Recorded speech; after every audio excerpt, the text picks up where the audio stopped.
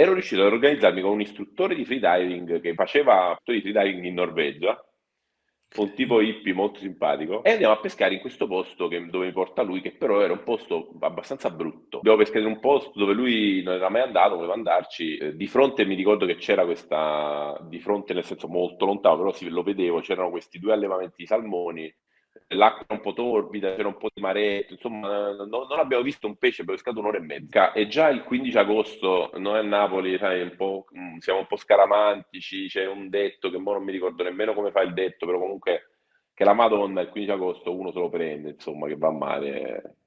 Insomma, Ah, ok, meglio non andare a mare il addirittura. 15 agosto, ma non Ok, mi ricordo bene, non ok, mi ricordo bene il detto ok. preciso, però c'è questo detto. E vabbè, no, io vado lì, poi torno a casa e volevo proprio, cioè volevo pescare ancora. Allora mi ricordo che pioveva anche. Siccome avevo la fortuna di avere casa proprio che scendevo con la muta e mi buttavo, e dico, senti Anna, voglio fare altre 2 ore qua sotto, qua fuori. Mi tuffo in acqua, esco fuori e penso, è 15 agosto, sto proprio tirando la corda, questa è la seconda volta che mi immergo, magari non è che mo arriva la storca. Prima di continuare con il video, volevo invitarti a iscriverti, poiché la gran parte di voi che segue questi video non è iscritta. Iscrivervi è un'incredibile forma di supporto per le attività che svolgiamo all'interno del canale YouTube. Benvenuto Vincenzo, come stai? Bene, grazie, grazie dell'invito Ma e buonasera. figurati. Buonasera. Allora, Vincenzo, io ti ho conosciuto a te su Instagram con delle clip eccezionali di pesca, veramente delle clip eccezionali. E ti ho seguito e ho visto che anche giri molto il mondo, non solo da un punto di vista turistico, ma anche dal punto di vista pesca, ed è una cosa che a me affascina tantissimo. Vorrei conoscerti, quindi ti do la parola e comincia, e dove arriviamo arriviamo. Allora, vabbè, innanzitutto grazie di nuovo per l'invito insomma seguo il tuo podcast, hai invitato tantissimi professionisti e non anche diciamo molto molto più meritevoli diciamo, di me, quindi mi sento onorato e partecipo volentieri a questa cosa qui. Io sono Vincenzo Doriano, ho 43 anni, pesco grazie, diciamo, all'iniziazione di mio padre che ha incominciato a portarmi a pesca con lui, avendo questa passione anche lui da quando avevo 12-13 anni, tutte le estati andavo a mare con lui. E pesco, diciamo, da quando avevo 12-13 anni con una pausa, diciamo, tra virgolette, adolescenziale di, insomma, ribellione un po' a questa passione, insomma, allontanamento di questa passione che è durata più o meno dai 19 ai 25 anni, quindi a parte E quel come periodo mai? lì. Come mai? Vabbè, io avendo incominciato con mio padre pescava, io pescavo con lui i primi anni quando ero proprio piccolo, in realtà non si poteva, non credo, non so se si poteva, sicuramente oggi non si potrebbe, però insomma lui mi ha sempre portato a pesca con lui, i primi anni senza fucile, con la fiocinetta, con i polpi e poi con i medistem. E andavamo a pescare sempre d'estate, nelle vacanze, tutti i giorni all'alba. E questo era bello, insomma, nella prima adolescenza, poi quando uno incomincia a crescere, incomincia a diventare adolescente, un po' più grande, l'alba, insomma, diventa un po' problematica. Sì. E io non avevo fatto quello step di passaggio di abbandonare mio padre e incominciare a pescare da solo, quindi ho incominciato ad abbandonare proprio la pesca in quel Ok, periodo per divertirmi, perché le due cose non erano molto compatibili, alba ok, e divertimento, diciamo, ok. giovanile. E poi è successo che invece, per puro caso, in una vacanza in Grecia, da universitario, così con gli amici, mi viene voglia di rituffarmi, mi noleggio una muta che tra l'altro, anzi no, mi compro una muta perché non avevo niente, che tra l'altro è ancora giù al garage, come ricordo, è una muta tutta colorata, un monopezzo così. Okay. E ricomincio a pescare. E questo è successo, insomma, ormai 20 anni fa, stiamo parlando di, sì, insomma, quasi sì, 20 anni fa. Avevo 24-25 anni, quindi sì, negli ultimi 18 anni poi non ho più smesso. Ok, ok. Vita da universitario, che cosa hai studiato? Io ho studiato filosofia, sono laureato in filosofia, che però non c'entra niente, insomma, con quello che poi alla fine faccio oggi. Io, a parte, diciamo, la grande passione per la pesca, ho un locale, un club dove faccio musica dal vivo e intrattenimento in generale nel weekend, Ok, e questo lavoro mi permette anche di dedicare molto tempo a questa passione durante la settimana, quando il mare è più libero, ok. dai miei colleghi che invece ci vanno quasi sempre il weekend. Ok, aspetta, allora tu parli di locale o club? Cos'è? Eh sì, è un piccolo club. Ok, ma io fai da mangiare anche? No, è drinking e entertainment, diciamo, Ok, serale. perché vedo che tu hai una passione, un'attenzione per il pescato che è meglio di uno chef, meglio di un Vedi. professionista. E io sono sempre stato appassionato di cucina e negli anni, diciamo, ho sempre in qualche modo collegato la mia, diciamo, attitudine venatoria con la cucina. E sono sempre state cose molto collegate anche nella mia attività di pesca. Sono collegate, proprio mentalmente collegate, nel senso che sono una persona che proietta, diciamo, dei desideri che intersecano, non è solo un desiderio venatorio di catturare quel pesce, magari insomma per una soddisfazione di averlo preso, ma è sempre spesso in funzione di voglio fare un tentativo, un esperimento, una frollatura, Ok, ora voglio quel pesce bianco perché ho visto quella ricetta e quindi voglio prenderlo io e farlo. Cioè, insomma, quindi insomma, sono sempre desideri che si intersecano su più passioni, dove la principale è sempre la pesca in apnea. Però ok. comunque mi rende più, mi dà più appagamento, ecco, dargli un significato oltre l'interesse venatorio. Ok, dove peschi tu? Di dove sei originario? Napoli, pesco principalmente il Golfo di Napoli come posto, diciamo, originario, quindi Ok. diciamo Ti da sposti Castellammare. molto oppure tendi a pescare sempre in quelle zone? Io ho mezzo nautico, un gommoncino, che condivido con un mio carissimo amico, anche lui pescatore, Dario Fuggiuele, altro grandissimo pescatore napoletano. E noi ci spostiamo molto quando peschiamo in generale con il gommone, nel senso 20 miglia sono abbastanza facili per Ok. come peschiamo noi, 15-20, magari meno, anche un po' di più, nel senso non ci spaventa fare un po' di miglia. Però il golfo è grande, quindi Ok.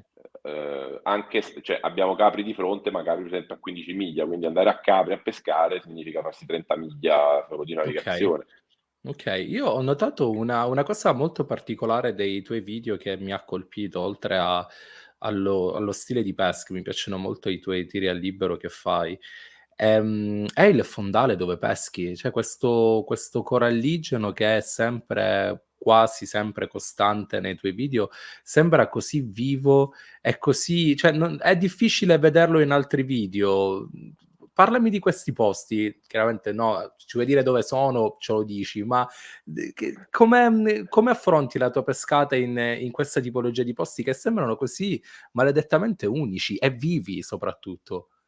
Allora, io innanzitutto voglio fare una premessa, e questa cosa è una cosa che insomma non vuole essere un discredito sui posti che sono meravigliosi, il Golfo di Napoli ha posti meravigliosi, però io ho la fortuna, insomma, nel tempo di avere un po' di dimestichezza con Final Cut, quindi io post-produco sempre perché Okay, quello che si perde nei video di pesca subacquea principalmente è il rosso e comunque questo sì, aspetto di vividezza è dovuto al fatto che io comunque lo ricostruisco quel rosso, quindi okay. diciamo cerco di dare, Ravvivarlo. diciamo, Sì, no, più che ravvivarlo, ecco, siccome diciamo si perde nell'immagine poi finale che si ha sott'acqua di solito, io comunque cerco di ridarlo. Quindi questa vividezza è dovuta principalmente a questo. Poi la questione del fondale è il Golfo di Napoli ha dei fondali spettacolari che vanno dal tufo ad altre tipologie di rocce, cigli a picco. Abbiamo un discreto, una discreta diversità di tipologie di sabbie, sempre nello stesso golfo, dalla fangosa a quella invece più strutturata, quindi veramente ce n'è per tutti. I posti che frequento io sono, diciamo, quelli che vedete nei video quando faccio video in Italia, sono principalmente Golfo di Napoli, però diciamo Golfo di Napoli e isole, ecco, mettiamola così. Ok. Quindi abbiamo diciamo Una vasta zona, ok. una vasta zona di mare, poi i fondali per esempio che ci sono a Forio a Ischia sono estremamente spettacolari e sono di un certo tipo, con rocce più dure e con massi più grandi proprio. Ok. Quelli invece di Napoli nel Golfo sono più tufacei, quindi è più facile trovare questo rosso, questo coralligero molto vivo, trovare sempre molta mangianza. Quale preferisci tu tra queste zone, tra queste scelte? No, diciamo che io non ho un posto preferenziale di pesca nel Golfo, perché in relazione un po' a quello che mi va di fare, scelgo poi dove andare a pescare. Ok. Se per esempio ho voglia di pescare, di insidiare i denti, vado in certi posti, se voglio farmi una pescata in basso fondo. Diciamo che nel Golfo abbiamo la fortuna di poter di poter iniziare quasi tutte le specie disponibili nel Mediterraneo. Ok. Ovviamente non c'è una ricchezza di pesce, ma non c'è una incredibile presenza di specie nobili come per esempio dentici oppure riccioli, cioè sono rarissime nel Golfo di Napoli.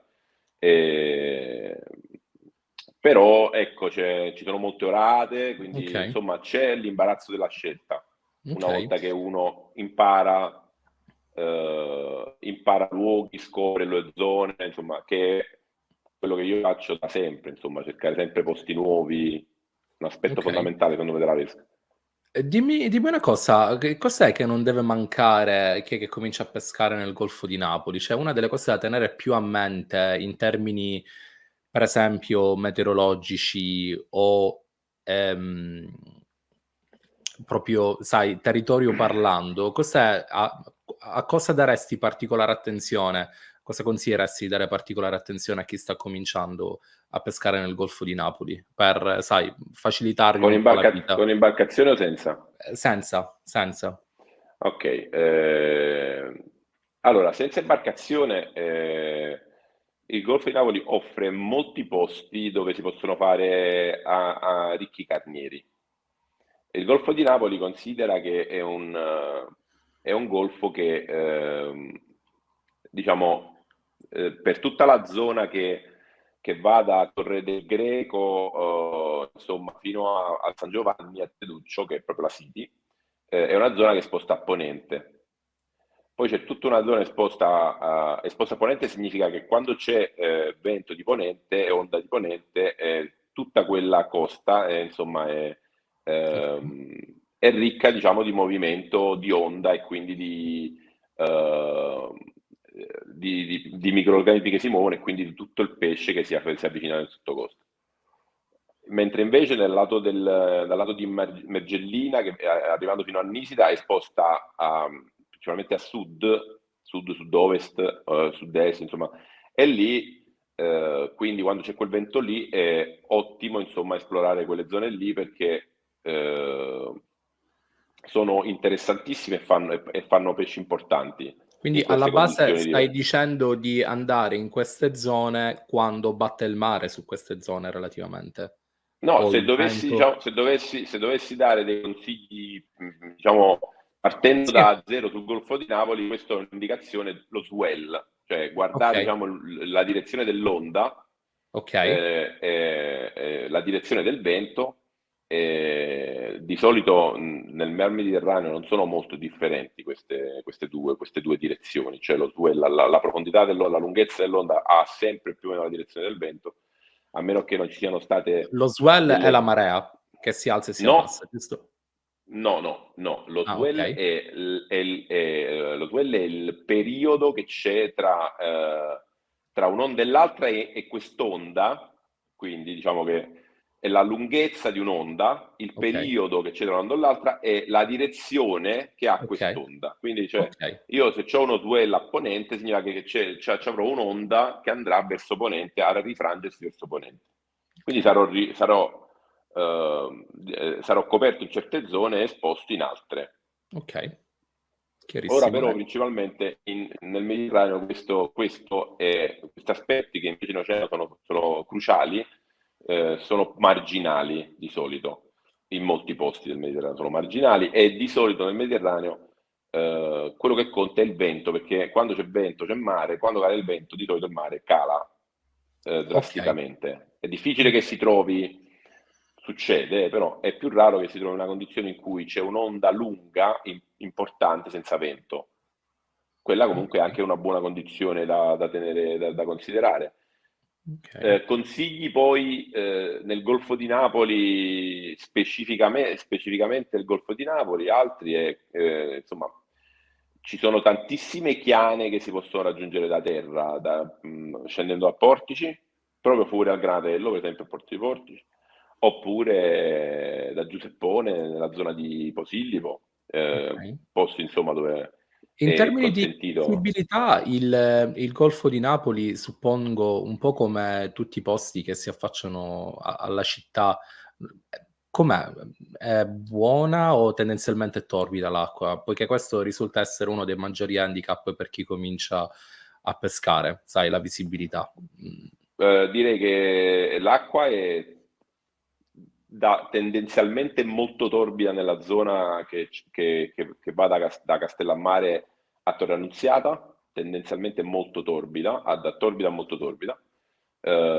Mediamente torbida nella zona di San Giovanni, che può sembrare strano che fuori da sì, però mediamente torbida, cioè nel senso San Giovanni spesso, soprattutto nel periodo autunnale invernale, con venti di Grecale o comunque del versante di nord, Okay, abbiamo un'acqua superficiale piuttosto buona.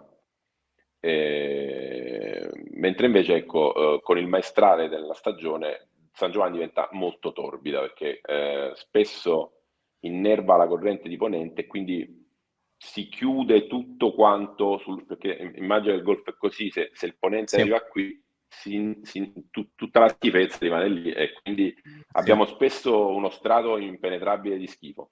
Okay. Che Mentre strumenti utilizzi? invece Scusami, Mentre continua, invece, vai. mentre invece tutta la zona che va da Mergellina a Nisida fino a Pozzuoli, Okay, eh, e quindi arrivando fino al Golfo di Pozzuoli, è mediamente chiara l'acqua.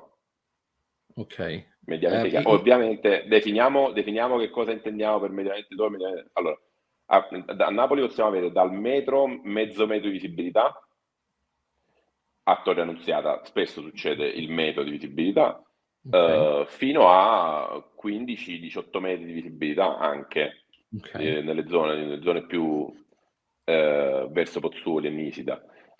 Questo non significa che a San Giovanni d'inverno non ci possono essere 15 metri di visibilità, però orientativamente, mediamente, i 6-7 metri di visibilità li hai quasi sempre in quasi tutte le zone del Golfo, ad eccezione di okay, alcune.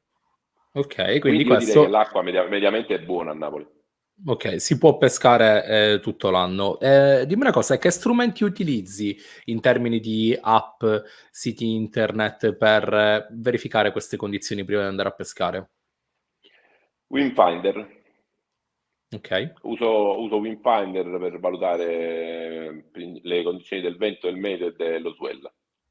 okay, okay, Lo uso semplice. sia nel Golfo che principalmente lo uso poi quando pesco fuori. Ok, a proposito di pescare fuori, sempre dalla tua carta d'identità, perché dico oramai queste sono online, dal tuo profilo Instagram, più o meno, dico senza divagare troppo, tu viaggi e di recente ho visto che sei stato in Norvegia e sei andato Sì, alle quest'anno. Lofoten, ma che Sì, figata! Ma raccontami da dove nasce quest'idea, ci sei stato con la tua compagna se non erro? mia moglie, sì. Ok, Allora, io già avevo pescato in Norvegia nel 2007 nel fiordo di Oslo, però soltanto, perché ero stato lì e avevo l'attrezzatura, ho pescato un po' nel fiordo di Oslo e mi piacque la sensazione che provai pescando nel fiordo di Oslo. Ovviamente nel fiordo di Oslo quello che c'era era, diciamo, merluzzini, tordi giganti, mi ricordo che c'erano un impressionante numero di capitoni, che tra l'altro io ok, adoravo, quindi ci mangiavamo sti capitoni buonissimi. Eh, e poi c'era qualche sogliolone, ma non c'erano goldfish, non c'erano pollock, non c'erano halibut. Però mi piacque. È sempre stato un pallino tornarci in Norvegia in generale. E quest'anno con mia moglie abbiamo deciso di fare questo viaggio on the road, partendo da Napoli in macchina, quindi abbiamo fatto 10.000 niente. chilometri Okay, in macchina con tutta l'attrezzatura e io ho fatto, cioè, ho programmato in questo viaggio che è durato un mese eh, una serie di battute di pesca tra Saltstrummen, dove c'è la corrente di marea più forte al mondo, e alle Lofoten principalmente. Avrei voluto pescare anche a Bergen, poi in realtà poi non sono riuscito a organizzarmi, quindi diciamo che ho pescato molto alle Lofoten, quasi tutti i sì. giorni che siamo stati là, siamo stati una settimana, e poi ho pescato 3 giorni al Saltstrummen e quello era proprio un posto dove volevo pescare, Sì, in cui sembra ho quello più programmato rinomato. l'uscita. Sembra quello più Sì, sì. rinomato, per la pesca. Ci sono anche tanti, servizi di charter, che Sì, operano sì. lì. Allora, io intanto sono curioso, tu hai detto 1 mese, posso sapere che budget hai stimato per questo viaggione, più o meno? Cioè, quanto t'è costato? Allora, grazie all'auto partendo da Napoli, grazie al fatto che noi in auto avevamo tutto avevamo anche il frigo da 120 litri Okay, che io utilizzo, diciamo, quando faccio altri viaggi di pesca. L'abbiamo anche riempito di cose, abbiamo affittato principalmente Rorbu o comunque appartamenti, siamo stati poco in hotel, solo negli okay, spostamenti giornalieri siamo stati in hotel. okay, Siamo riusciti a risparmiare molto e a riuscire ad entrarci con 6.000 euro più o meno, okay. Di tutto di di incluso. carburante, perdona, l'hai menzionato perché forse ti ho perso o non l'hai detto? Carburante mi sembra che abbiamo speso 700 euro, una cosa Ah, del okay, dai, genere. non tanto comunque. No, no, non tantissimo. Anche perché c'era un paradosso che cioè lì che costava quasi meno che in Italia in quel periodo il carburante. Tranne in Okay, alcune zone sono sempre riusciti a trovarlo. Ah, poi c'è anche un vantaggio estremo che quest'anno il cambio era molto vantaggioso, okay, cioè sì, con l'euro, perché io ricordo che nel 2007 c'erano cose che erano più care di ora, di quest'anno, e il sì. cambio non era così vantaggioso. Comunque la Norvegia è carissima, bisogna stare, se non si va organizzati, Ti scippano la testa, ti scippano no, la no, testa. sì, sì, sì, sì, la Norvegia è carissima. Noi siamo andati molto, e io tra l'altro sono stato fortunato perché ho avuto una grandissima quantità di pesci a disposizione per Okay, mangiare, per preparare, quindi avevamo le ricette con le cose base che non ne abbiamo acquistato. Ma se volevi incominciare a comprare, a uscire al supermercato, a comprare cose, sapete che una birra Carlsberg da mezzo litro costa 3,50 € al supermercato, giusto per sì, sì, rendervi l'idea, sì, quindi sì. bisogna stare attenti. Vai, esci Io fuori, vai al ricordo ristorante, io te ne vanno ricordo 70 € a persona, così. la baguette col salmone, discutibile, al porto a Bergen, sulla Ah sì, strada, nel mercato del pesce. 18 €. Sì, sì, sì, sì, Una sì. baguette che era quella, sai, industriale, messa nel Con il forno, salmone industriale, non è che il con il salmone di salmone banchera. chiaramente industriale. Ne hai visti allevamenti di salmone tu sulla strada? Sì, sì, anche alle Lofoten. Ok, io quando ci sono stato vicino a dove abitavamo noi, mi era balenata l'idea di andarle a guardare dall'acqua, perché in pratica dopo la punta del Cove dove eravamo noi c'erano dei questi cerchioni, queste gabbie, Sì, sì. però ho detto, sai, magari non posso, non è legale e così via. Il salmone, ne hai assaggiato durante il viaggio? Che cosa ne pensi di sto salmone norvegese? No, il salmone, diciamo, non è nel mio target in Norvegia perché il salmone norvegese è esattamente quello che ci mangiamo qua, quindi Esatto, okay, infatti, non era, diciamo, il mio target. Il salmone è in target per un next super viaggio che faremo non so quando, però in Alaska, okay. per pescarlo sempre col Pescarlo o fucile. pescarlo? No, no, no, no, no, col fucile, col fucile. Okay, okay, Abbiamo figo. questo sogno di fare questo viaggio in Alaska, sulla costa ovest dell'Alaska, quindi Okay, sopra, diciamo, sopra la California, sopra quella zona lì, sopra il Canada, da sì. lì, sempre on the road, e farci poi anche un Cazzo, giro del Canada. il mare E lì sa- come dovrebbe, cioè io non lo riesco a immaginare. Non rispondo a questa domanda perché non sono. Io di solito quando faccio programmo un viaggio del genere, poi studio bene la Okay, storia e su Alaska c'è solo un'idea, quindi non saprei rispondere a questa domanda adesso, quindi non mi lancio in. okay, va bene, okay. Ma torniamo alla Norvegia. Allora voi partite, attraversate praticamente tutta l'Europa. E dove Sì, sì, arrivate? sì. Danimarca? Da dove il traghetto dove avete preso? Abbiamo preso il traghetto a Hirtshals in Danimarca e siamo arrivati a Larvik, in Norvegia, e poi da lì è incominciato il viaggio che è durato comunque tantissimo prima di arrivare a Saltstrummen, perché noi siamo arrivati il 3 e siamo il 3 in Norvegia, e a Saltstrummen siamo arrivati l'8 o il 7, e Okay, quindi okay. abbiamo fatto sempre tappe di un giorno e sempre a camminare almeno 5-6 ore al giorno, eh.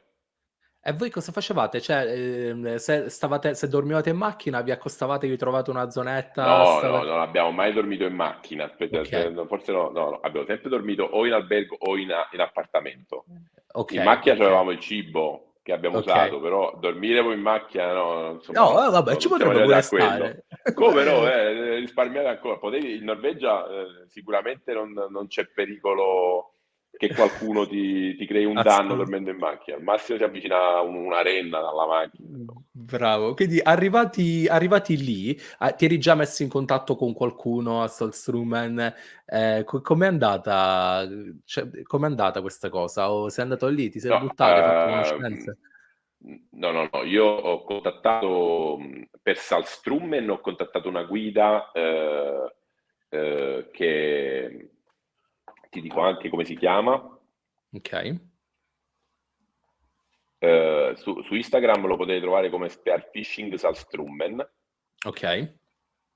E lui è un pescatore che pesca lì e fa anche la guida. Mi rivedete? Ok. Sì, sì, sì, feedback. Eh, è un'ottima guida. E lì ho contattato lui che con una barchetta mi ha fatto d'assistenza. Ho pescato 2 giorni con lui lì. E un giorno da solo, però noi avevamo un appartamento sempre in un fiore di Saltrummen più interno. Il primo giorno ho pescato da solo lì, però era giusto, diciamo, un ambientamento. Però se si va a Saltstrummen non si può andare a pesca da sole a Saltstrummen perché le condizioni sono estreme, bisogna avere una barca d'appoggio, è estremamente pericoloso pescare a Saltstrummen perché quando la corrente monta, anzi quando la corrente è in calma comunque abbiamo 8 nodi di corrente, quindi 7 nodi di corrente, quindi non c'è possibilità di risalire la corrente da soli. La corrente ti porta, quindi la barca ti ferma in un posto, tu hai 2 tuffi in corrente e poi ritorni indietro, e questo è il tipo di pesca. Anzi, Okay. spesso tu sei attaccato a un cavo perché a volte lui mi raccontava che è successo che ha dovuto tirare la persona dal cavo, capito? Okay, Che okay. non riusciva a prendere lui in corrente con la barca per la velocità ed ha preso il cavo e se l'è tirato come un sacco di Mamma mia. patate. Mamma mia. Insomma, no, no, infatti io non consiglio Salzstrummen in generale non solo ai neofiti, ma anche a persone, diciamo, che non hanno proprio un'acquaticità top. Lì è, Cioè, quali sono cioè, si può state le andare in tue crisi. paure? Ok, quali sono state le tue paure più tangibili? Una volta che tu sei entrato in acqua, tu è da tanto che fai pesca subacquea, quando tu sei entrato in acqua, qual è stata la tua prima sensazione? A Salzstrummen, diciamo, no, paure no, non ho avuto paura. Però a Salzstrummen ho avuto una difficoltà di ambientamento perché un po' la corrente crea dei vortici, quindi tu perdi il senso dell'orientamento. Un po' l'acqua salmastra ti crea Ok, una situazione di confusione e questa confusione tu non è che la percepisci moltissimo quando, per esempio, sei in azione di pesca, fai il tuffo. Quando sei in azione di pesca devi solo mantenere la calma perché tu senti che il mare ti spinge proprio, anche quando scendi così e ti ok, devi aggrappare al kelp perché altrimenti vai via, ti spinge proprio, ti spreme ti tira la macchia, cioè vedi, cioè, senti proprio una colonna d'acqua che ti spinge completa, una ok, colonna completa, non è solo la corrente superficiale ok. che c'è nel mare, che c'è in mare, nel mare, perché lì ovviamente il mare si restringe, il cambio di marea è forte e quindi lì o escono quintali metri cubi di acqua o entrano quintali di metri cubi Sì, d'acqua, quindi c'è proprio una colonna d'acqua che ti colpisce. Il problema è che questa colonna d'acqua, restringendosi, gira anche, quindi tu quando risali, a volte giri un po' su te stesso, capito? Perché ti addirittura. gira il Ok, vortice, sì. E soprattutto è critico il momento in cui spari, perché tu quando spari di solito incominci ad attenzionare il pesce.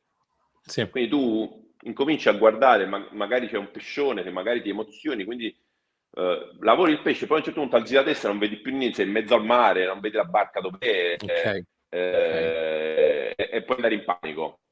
Sì, sì, sì, sì, È sì, quello, sì, sì. diciamo, il pericolo principale, perché poi e poi ti giri e ti avvolgi con tutto il filo del mulinello, non sai come ti è successo, ma ti sei avvolto dappertutto il filo del mulinello mentre stai zappando il pesce, perché tu non vai solo in questa direzione, tu giri, poi ti giri Ok, così, quindi, ok, quindi ok. devi stare un po' attento a queste cose.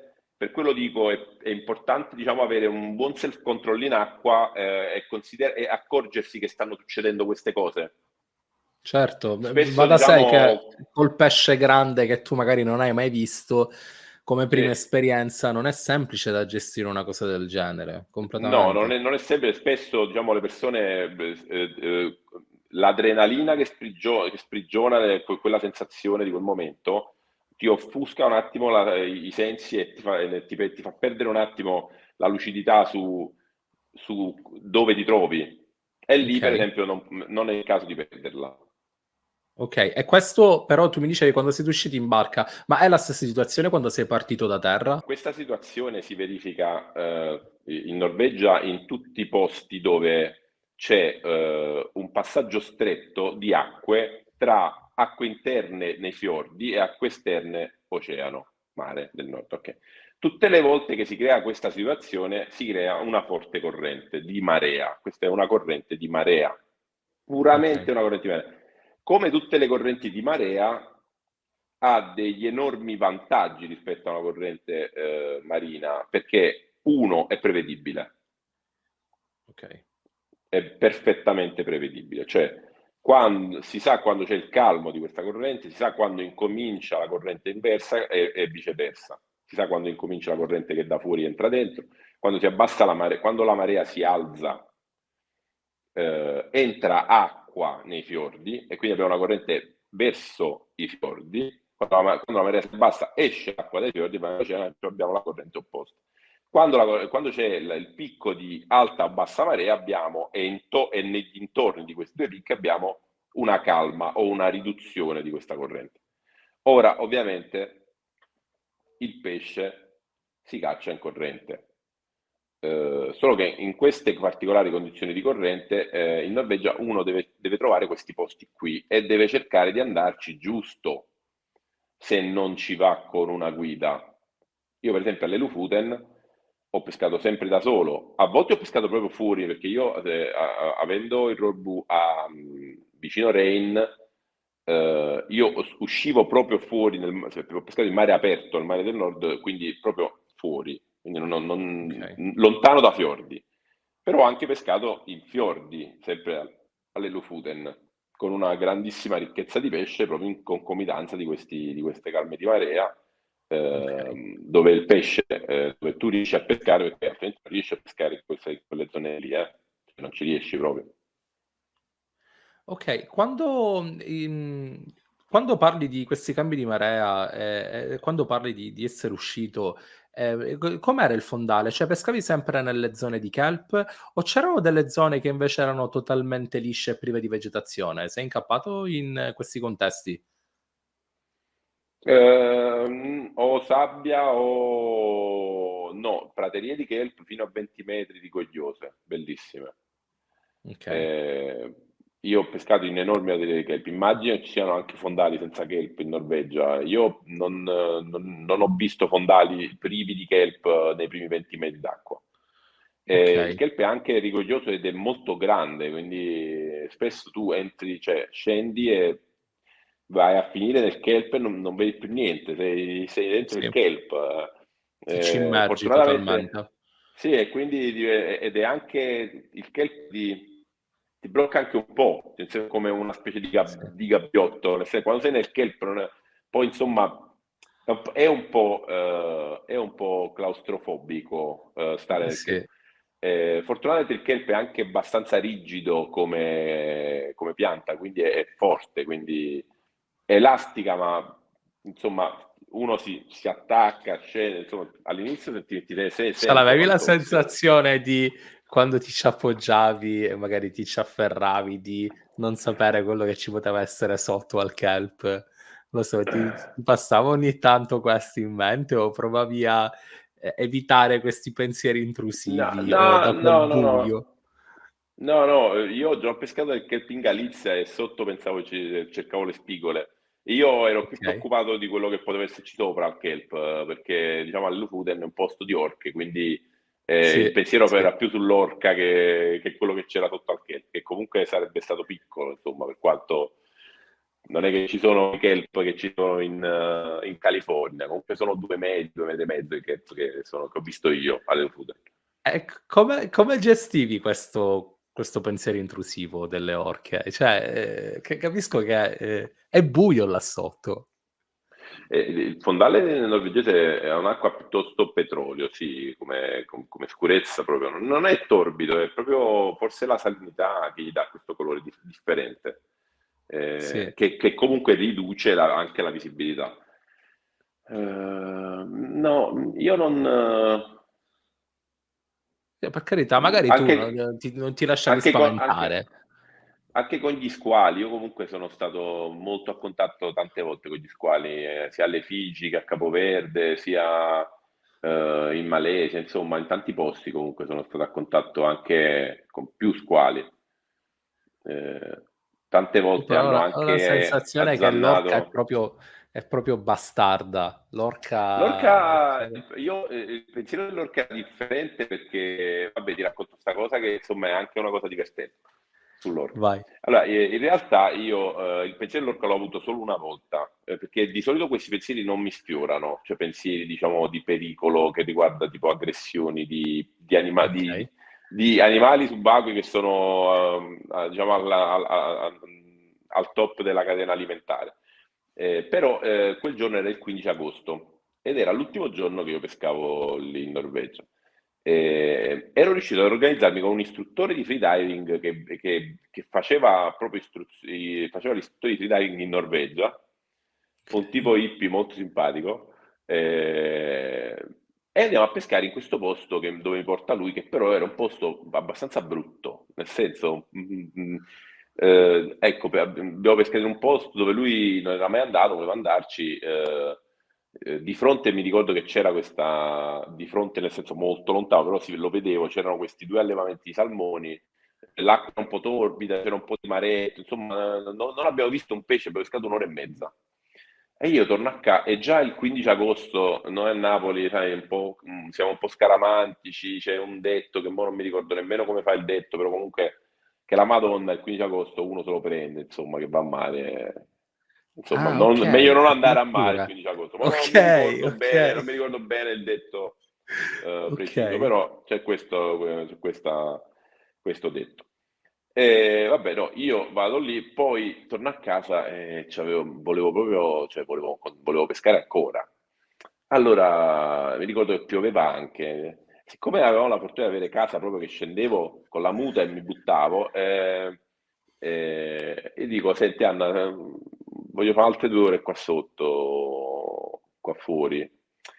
E mi ricordo che tra l'altro è stata anche una pescata abbastanza fruttifera che ha dato da mangiare a tutti gli ospiti, diciamo, di quelle casette, perché ho preso una trentina di chili di pollock quel giorno. Ok. Però mi tuffo in acqua, esco fuori e penso, è 15 agosto, sto proprio tirando la corda, questa è la seconda volta che mi immergo, magari non è che mo arriva la storca. Tra l'altro, mentre andavamo a pesca, prima, sempre in quel giorno lì, io ero con questo istruttore di freediving che portava a pescare anche un suo allievo per la prima volta, che lui faceva freediving per la prima volta con questo fucile in mano, pure sta allievo.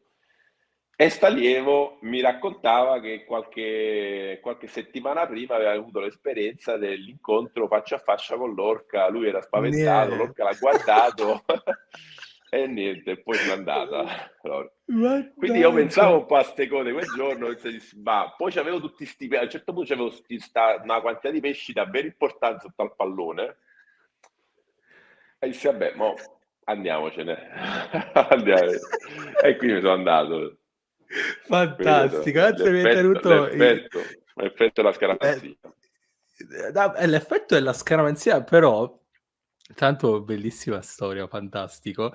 Ci sta, cioè io mi ricordo quando sono entrato in acqua, la prima cosa che ho notato, ho guardato avanti, diciamo verso il centro del fiordo e ho visto il nero, il buio, che non è il blu di quello che si vede da noi, è proprio nero, okay, È buio, sì, e sì. mi ricordo che proprio guadagnavo metro dopo metro verso, diciamo, l'acqua più alta, discesa dopo discesa, perché più scendevo e più mi affacciavo su questi gradoni di questo fiordo dove pescavo io, e più volevo tornare a riva praticamente, perché c'era proprio buio, buio, Sì, sì. buio, buio. Sì, ma non ti nascondo che io non sono andato oltre i 22-23 metri lì in Norvegia Che come già è discese, perché sentivo una sensazione, sì, quando scendi tanto lì, a parte che sarà anche la differenza di sanità, comunque ero anche molto piombato perché comunque l'acqua non era proprio, non era freddissima all'infuso nell'acqua, devo dire la verità, però comunque stavo con la 7. Un po' questo, un po' quindi questa sensazione di pesantezza, un po' questa scurezza, non mi faceva venire voglia di andare a vedere più giù che c'era. okay, vabbè ci sta, Anche ci fai sta. conto che anche la presenza del pesce io cioè io l'ho sperimentata nei primi 15 metri, ho trovato tutto. I 15-18 metri ho trovato tutto. L'Halibut l'ho preso a 16 metri, Polo grandi tra i 3 e 6 metri e i 15-16 metri. Quindi, oltre i 18 Sì, metri, cioè, ho trovato dici non c'era tutta motivo. la... no, no, non ho avuto cioè non ho sentito il bisogno di andare più a fondo. Mamma mia che esperienza. Perché consiglieresti la Norvegia a qualcuno? Ma consiglio la Norvegia a chi vuole fare un'esperienza diversa di pesca selvaggia, vivere mentre si pesca lì in un contesto selvaggio, molto lontano, diciamo, da come è abituato un europeo medio che vive magari in città o in metropoli. Quindi, e che la consiglio perché innanzitutto ti insegna tante cose che non impareresti sulla pesca. Ti insegna che ci sono tanti modi di pescare differenti, approcci alla ricerca del pesce, perché io penso che la cosa più importante che deve fare un pescatore in apnea, proprio per la sua soddisfazione, non è quello di andare a ricercare la preda, è quello di andare a trovare un posto dove quelle prede ci sono. È quella la vera soddisfazione. È il capire, è il cercare di adattarsi, il capire in quel contesto cosa fare, quindi studiare, cercare di capire se stai facendo la scelta giusta, se hai sbagliato a fare alcune scelte, rifletterci e poi cambiarle, modificarle. Io anche per quello spesso quando faccio viaggi all'estero non vado mai in charter, io non sono mai stato in charter all'estero. Quando sono stato alle Figi, sempre in avionics, mappe, acquistato mappe, barchette locali, integrazione con la comunità locale, Sì. pesca lì. Spesso questa cosa mi ha privato magari di qualche super cattura iper, che però in realtà non è che mi manca tantissimo, perché comunque io in tutti i viaggi che ho fatto, comunque ho fatto delle catture importanti senza, tra virgolette, pagare Sì. una giostra di pesca in apnea, che il Sì. charter è spesso una giostra di pesca in apnea dove insomma ti portano a sparare i pesci, Sì. e non c'è una grande soddisfazione in questo in sé. Sì. Anche Sì. ricordarsi di aver sparato un dog tooth, se non l'hai trovato tu, che spazio c'è? Giusto. In Giusto. Norvegia io, quando in Norvegia la guida con cui ho pescato è stato più un compagno che mi ha aiutato a Certo. pescare in un certo contesto. Quello è importante, trovare magari il compagno. Io a Capoverde, quando ho incominciato a pescare, ho subito trovato un compagno, che poi oggi siamo fratelli, si chiama Elio, e io pesco sempre con lui. Lui è un pescatore bravissimo di Capoverde, mi ha dato tante cose, ho imparato molte cose del Blue Water da lui, io gli ho insegnato qualcosa della pesca mediterranea, ed è quello il bello della pesca, Sì. riuscire a guadagnarsi con le I scelte giuste che si risultati. fanno Sì. il risultato, secondo me. Concordo. A proposito di Capoverde, dove sei stato? No, io a Capoverde insomma, ci vado tutti gli anni, quindi è una tappa fissa a Sal, isola di Sal. Ormai dal 2018 che ci vado tutti gli anni, quindi almeno un mese all'anno sto lì. Sì. Io nella mia attività chiudo, è un'attività indoor, quindi siamo sempre chiusi a luglio e agosto. E di solito diciamo, facciamo un mese a Capoverde, anche perché abbiamo degli amici lì, poi lì c'è una piccola comunità di italiani con cui abbiamo fatto Sì. amicizia, insomma la nostra dimensione Capoverde è un po', diciamo, il nostro viaggio al mare, ecco. Sì, sì, sì, sì. Che parte di Sal? Dove andate Vabbè, normalmente? Santa Maria, che Okay. insomma, Capoverde, insomma, Sal è un'isola predesertica africana, quindi insomma non è che Sì, ci siano tante possibilità, però comunque ci sono buoni servizi per il turismo, sta crescendo, insomma, ed è bello per pescare, ovviamente, bellissimo. sì, Acqua, sì. temperatura dell'acqua molto stabile, clima perfetto perché oscilla sempre tra i 22, 26, 27 gradi tutto l'anno. Il clima esterno, Sì. insomma, la temperatura dell'aria. No, bellissimo. E lì ho Ma avuto le anche prime gli mie. isolani sono noi quando siamo stati a Santa Maria da turisti ci siamo andati per 2 settimane e siamo stati molto a sud, io non mi ricordo in questo momento dove, comunque in un porticciolo di pescatori, che era abbastanza trafficato di pescatori, in questo momento non mi ricordo, e quando andammo a Santa Maria, tutti sai ci tiravano, c'era questa cosa di volerci vendere la roba, però vidi che c'era una notevole community italiana, c'era un ristorante sulla spiaggia dove eravamo stati, dove c'è il classico molo di Santa Maria, così come anche un bar sulla spiaggia. È molto, molto, molto particolare. È estremamente poi poco cara. Cioè, mi ricordo che Sì, sì, ci siamo stati poco caro. veramente con poco. È costato più il volo che poi stare lì in sé. Sì. Però secondo me tu quando dici di quelli lì che ti tirano, ti fanno, ti vogliono comprare, se tu secondo me ti riferisci alla cittadina di Santa Maria che magari si è fatto la passeggiata nella città, Sì, e nella sì, città c'è sì. c'è un'ampia comunità di senegalesi. Ora c'è una differenza Eh, sostanziale tra i senegalesi che hanno questa attitudine culturale, diciamo, alla mi sa di sì. vendita di questo tipo qui, che sono anche più scuri di Sì, tonalità sì. di pelle, e poi ci sono invece i capoverdiani che hanno questa tonalità più olivastra, che invece E mi sa che sono tu svizzeri, sai là che non ti cagano proprio loro. peraltro questo tu sai che ci andrei ogni anno, probabilmente ora mi confermerai. Mi ricordo che quando camminavamo non dal lato del molo, fai finta che tu hai il molo davanti, okay, noi siamo andati molto a sinistra, okay, quindi verso la fine del paese, e poi c'era una specie di mercatino, al chiuso, dove vendevano tantissimi oggetti, del posto, almeno questo è quello che abbiamo creduto. Ma mi sa che comunque hai perfettamente ragione, perché se siamo stati in diversi ristoranti dell'isola e ora riflettendo sul colore della pelle, se ricordo quelle figure che c'hanno, particolarmente attirato a comprare certe cose e così via, sai che, mi stai aprendo un attimo un altro punto di vista. Sì, no, no, no, ma poi Assolutam ti assicuro che i capoverdiani sono, allora, sono ospitali, ma sì, non sono molto invasivi sì, da questo punto di vista qua.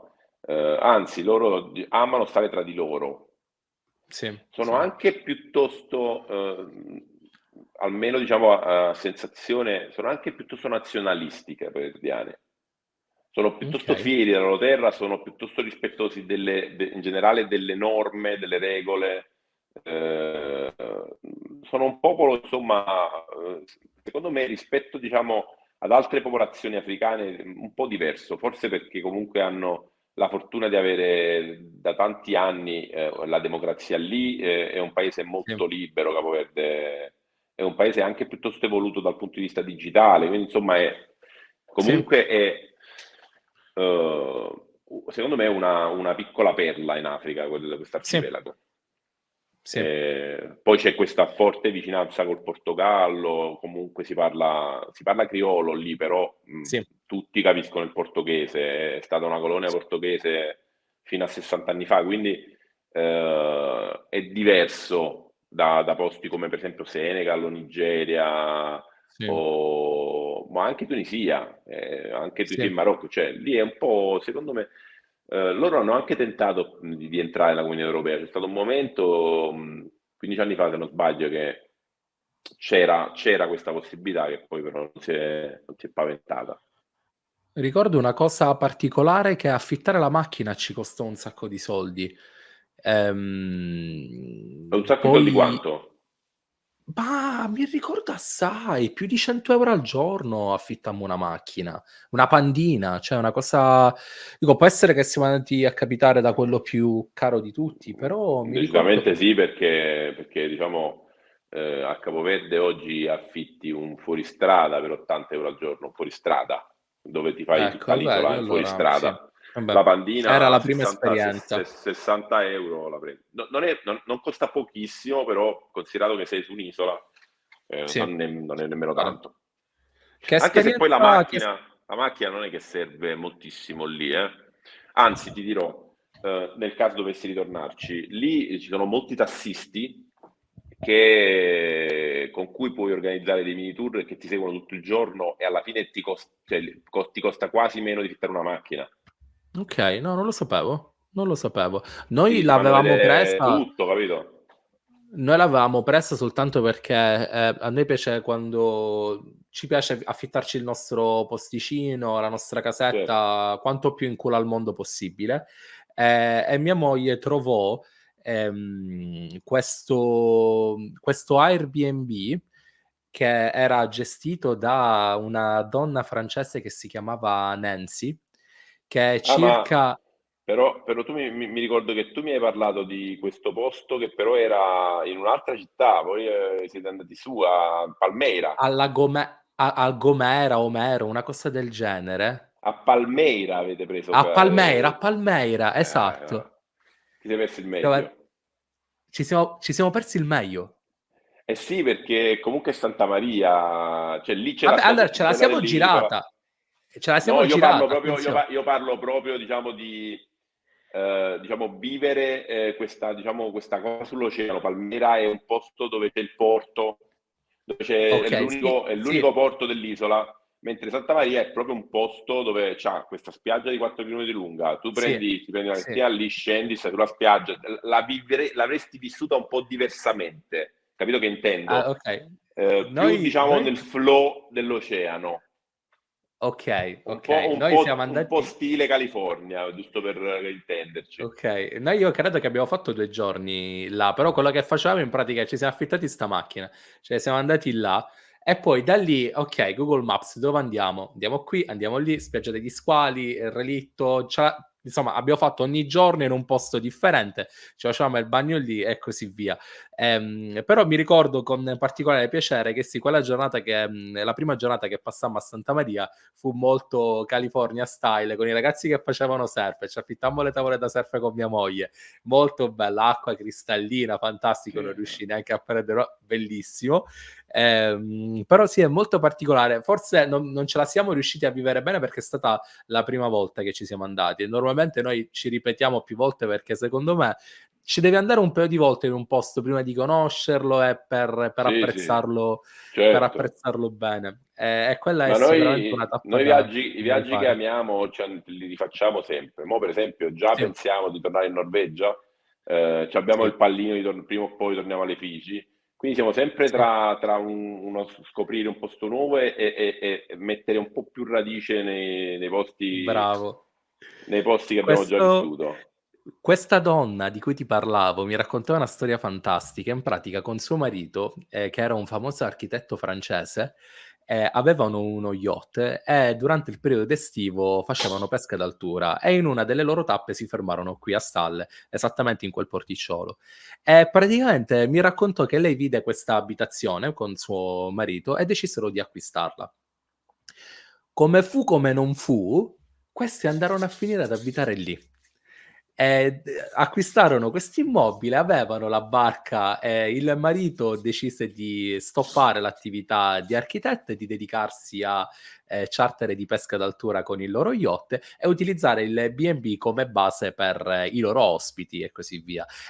Questo parliamo di quasi 30 anni, cioè parliamo proprio secondo me di barche, uno yacht di 30 anni fa, me l'immagino molto stile California, sai, sole, mulini e lazzi, che Immagino i avevano pesci che c'erano 20 anni fa, mamma mia. mi ricordo che nel loro soggiorno di questa struttura avevano tutte le canne d'altura che utilizzavano, guarda, fantastico.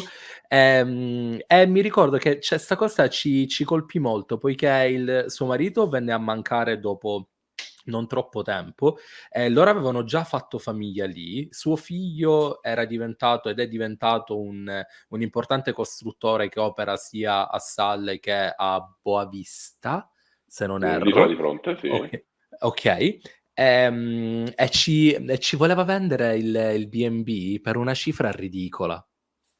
E tu non ne hai idea, parliamo di 3 camere da letto più diciamo l'appartamento dell'host, in un contesto molto particolare. E con mia moglie ci trovammo ad un bivio, perché fu esattamente quel periodo in cui stavamo pensando di avere figli, e avevamo conosciuto questa realtà che era molto particolare, perché, una delle cose che ci colpì di più di Salle fu vedere gente che camminava con i piedi per terra, camminare in mezzo all'isola, al deserto e vedere bambini che insomma è in crescita, però ti fa toccare anche con mano, mi verrebbe da dire mamma Africa. Però, un'esperienza molto particolare che, ci diede, come si dice, abbastanza informazioni per prendere un altro progetto di vita, però a Sale ci ho lasciato un pezzo di cuore e non vedo l'ora di tornarci, veramente. Magari ci vediamo lì una di queste estati. Ma assolutamente, ma sarebbe fantastico, però c'ho il passaporto scaduto e ti dico soltanto che qua con l'ambasciata inglese a Londra ci lecchiamo il musso per rinnovarlo. Ehm, ma lasciamo stare. Dimmi una cosa, tu su Instagram ti occupi di charter di pesca? Cioè tu fai da guida a tutti gli effetti, se qualcuno te lo chiede? Raramente, però sì, mi succede sia a Capo Verde che a Napoli. Okay, e Non come è funziona 'sta cosa? un'attività, non è un'attività principale, è un'attività, Okay, diciamo, che faccio saltuariamente. No, di solito come funziona? Funziona che su Capo Verde specialmente, Capo Verde, diciamo, non è un posto molto beginner per la pesca in apnea, soprattutto okay, se i target sono grossi pelagici o comunque cubere, questi pesci qui. Lì purtroppo non è un posto dove si trovano, non è facile, e non sono pesci, sono pesci anche che stanno a profondità importanti, quindi io di solito lì o organizzo qualcosa di privato con una singola persona che ha già esperienza e okay, vuole fare un'esperienza di blue water approfondita con target specifici, per esempio su ricciole in caduta, su cigli profondi, oppure approfondire la conoscenza di specie oceaniche che lì ci sono. okay, Però quando ti dicevo non lo faccio, se lo faccio estremamente raramente, perché io comunque preferisco usare il mio tempo per pescare, ci sta. per pescare da solo. Io amo pescare da solo, quindi Partendo da terra invece, da Sal, ci si può divertire? allora, partendo da terra,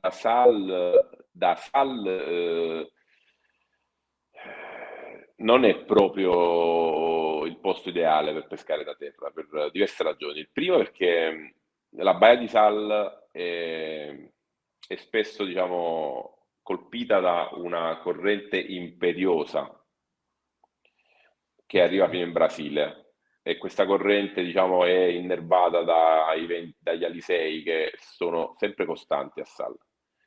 E è una corrente molto pericolosa perché appena esci un po' fuori la baia ti spinge, okay, e la baia a Sal è fatta che c'è il farollo alla fine dove fanno il surf, e sì, poi da quest'altro lato invece la baia è più lunga. Ora, dalla parte dove c'è la baia più lunga ci sono dei roccetti, sì, si può fare un po' di pesca, ci sono dei triglioni giganti, un po' di pappagalli, a volte ti capita il passaggio di un po' di yellowjack sì, diciamo, di buona taglia, però insomma non è che chissà, sicuramente non consiglierei a qualcuno che vuole pescare, diciamo, da terra di andare lì a pescare. okay, Dall'altro lato invece la situazione è più interessante, però la corrente, c'è forte onda e corrente forte, quindi insomma non consiglio di pescare lì da terra. C'è tutto il lato ovest dell'isola, quindi tutta la zona dove c'è il Monte Leao, quindi sì, Palmeira, tutta quella zona lì. Quella è una bella zona per la pesca da terra, molto bella. Io ci ho pescato diverse volte, però è un po' rischioso perché lì lo swell spesso è uno swell da sud, scusami, da est, e quando arriva quello swell lì con l'onda grande, lì è grande l'onda, quindi sì, c'è proprio sì, una difficoltà logistica di entrare e uscire dal sì, mare lì, come spesso succede anche in Australia o in altri posti del genere, dove vedi quei tizi che si tuffano nel mare, lanciano fucile, con la boa, si buttano 10 metri, poi non fanno mai il video di come tornano, fanno solo il video di come si buttano. No, e quindi diciamo non è consigliabile. Inoltre c'è il problema squali, che è un problema relativamente, insomma, è relativo sul Capoverde perché ci sono principalmente sand shark, anche se comunque ci sono anche bull, ci sono anche i tiger, ci sono. Io personalmente non ho mai visto un tiger a Capoverde e non ho mai visto un bull. Ho visto molti sand grandi, anche interessati okay, alle prede, anche interessati, anche che hanno attaccato prede che cacciavo io, però hanno anche mangiato pesci sotto il pallone mio quando stavo senza barcaiolo, quindi questa cosa succede. Ok. Quindi insomma tenetelo a mente se volete andare a capoeira e buttarvi col Che pallone, cosa queste cose insomma. consigli? Cosa consigli per uno che va là la prima volta, c'è questo. Andate al Pontile, a Santa Maria fortunatamente c'è, a parte che potete contattare me, io mi metto in contatto col mio amico capoverdiano, Ok. se qualcuno vuole andare a Capoverde a Santa Maria a pescare. Ma se volete fare da voi, andate al Pontile.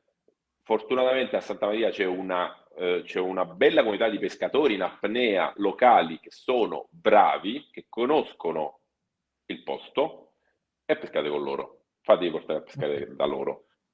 Easy. Questo diciamo è Sì. quello che consiglio. Non vi consiglio cioè vi consiglio Avventurarvi. sempre, magari ecco, anche con il vostro GPS, siete uno come me che si scarica le mappe, vuole cercare, vuole vedere, però barca d'appoggio, una barchetta d'appoggio è sempre utile lì. Ok. E in generale in Dimmi. tutti i posti dove ci sono squali, una barchetta d'appoggio è conveniente. È conveniente, va da sé È che il conveniente. motivo è chiaro. Vincenzo, cosa significa per te viaggiare? Perché, dico, dei viaggi di cui hai parlato non sono viaggetti. Che cosa ti ha dato a te viaggiare nella vita, più di tutto? Ma viaggiare è una delle esperienze più appaganti che secondo me l'essere umano possa fare. E credo sia anche, ne parlavo con mio amico qualche giorno fa, cioè il costo-beneficio del viaggio è incredibilmente ridicolo. Cioè, tu fai un viaggio di un mese, spendi 6.000 euro, ma tu con 6.000 euro non ti compri neanche un motorino.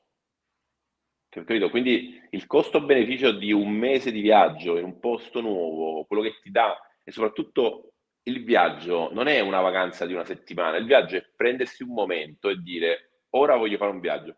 È vero che non tutti abbiamo la possibilità di prenderci un mese di vacanza, però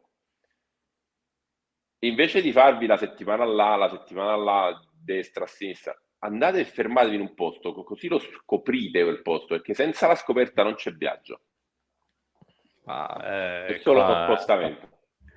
è vero, è vero, è vero. Mi hai fatto ricordare così tante belle cose, mi hai riacceso questa cosa. A proposito di viaggiare, a mia moglie invece dicevo, vedi, abbiamo questo problema del passaporto e quindi vuol dire che quest'anno scopriamo di più l'Inghilterra, che abbiamo tanto ignorato in questi anni. Invece mi sa che è arrivato il momento di fare una capatina in Cornovaglia o andare a guardare un po' di Scozia e qualcosa del genere. Ehm, e proviamo a prendere qualche beneamata spigola, che ancora lo spigolone mi Io manca di c'ho, io qua. c'ho un amico che è stato a Exeter, nel sud dell'Inghilterra per un po' di tempo, quindi magari ti mando una dritta di qualche posticino del sud Ma sì, dove è l'Exeter finito. è relativamente vicino qua. Io sto nell'Hampshire, Eh, che è un po' praticamente in mezzo. Io ho proprio il desiderio di andare a trovare l'acqua pulita della Cornovaglia. L'ho sempre vista, l'ho sempre tutti ne parlano bene, vediamo. E il punto è che purtroppo, invece, qua nel periodo estivo sarà alta stagione. Se normalmente qua i costi di un'abitazione sono già alti, nel periodo estivo ci faranno diventare verdi perché questa è l'Inghilterra. E con gli stessi eh, soldi possibilmente ci potevamo andare a fare una cosa ben differente, però vabbè, quest'anno sarà così. andrà così. Oh, Vince, è stato un piacere conoscerti, noi ci dobbiamo beccare qualche volta e a Napoli dico sempre che ci dobbiamo venire prima o poi. È Piacere stato mio, veramente un quando vieni piacere a Napoli ti conoscerti. porto a pescare volentieri e ti Va faccio mangiare una bene, pizza. un abbraccio e buona serata. A te un abbraccio.